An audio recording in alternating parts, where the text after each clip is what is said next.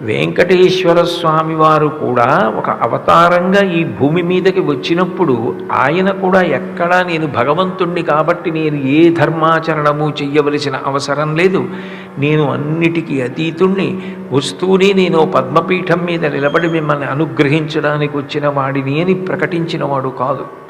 ఆయన ధర్మాచరణ మనకు ఎంత పెద్ద పీట వేశాడో మీరు వెంకటేశ్వర స్వామి వారి యొక్క అవతార చరిత్ర పరిశీలిస్తే మీకు అర్థమవుతుంది. ఆయన అసలు ఒక అవతారంగా రావడానికి ప్రధాన కారణములలో ఒకటి, ఆయన శ్రీకృష్ణ పరమాత్మగా పరిపూర్ణ అవతారంగా ఉన్నప్పుడు తల్లి యశోద ఆయనని అడిగింది, మనస్సీదతి మే కృష్ణ తవ కళ్యాణ వీక్షణే దర్శయస్వ రమానాథ జగదానందకారక. కృష్ణ, నిన్ను కష్టపడి పెంచి పెద్ద చేశాను, దేవకీదేవి కంది, కానీ పెంచినది యశోద. ఎంత ప్రేమతో